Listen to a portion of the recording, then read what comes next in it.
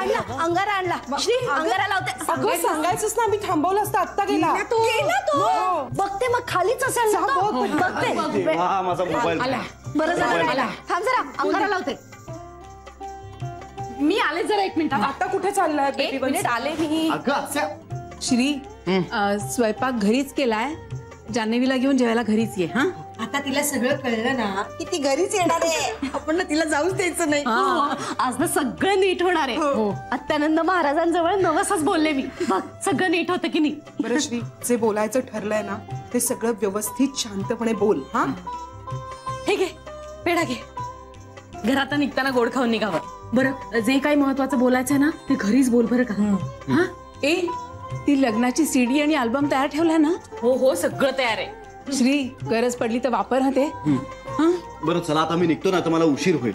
श्री, तिला भेटलास ना की आठवणीने आम्हाला कळव. एखादा मेसेज टाकलास तरी चालेल. हो ओके चला. अच्छा येतो. Bye bye bye.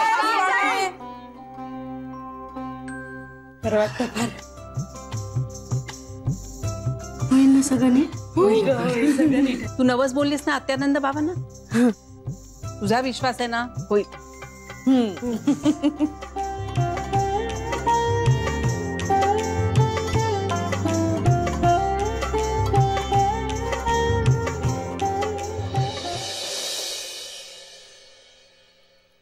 Excuse me.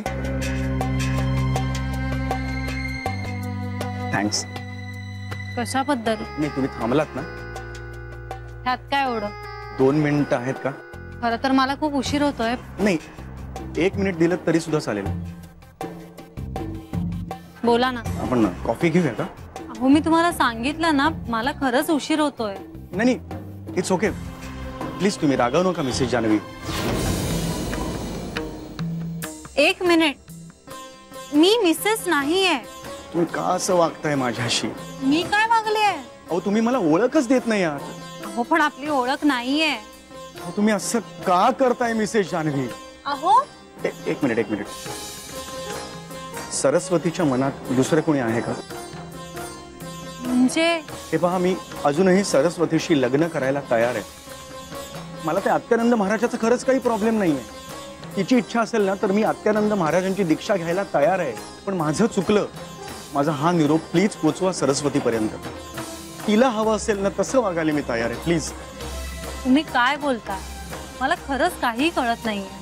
तुमचे मिस्टर सुद्धा असेच वागले माझ्याशी. पण मी खरंच एवढं वाईट नाहीये हो. 1 मिनिट. माझे मिस्टर? हो दुपारी नाही का भेटले मला.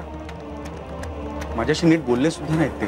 कुणाबद्दल बोलताय तुम्ही? तुमच्या मिस्टरांबद्दल, श्रीरंग गोखल्यांबद्दल.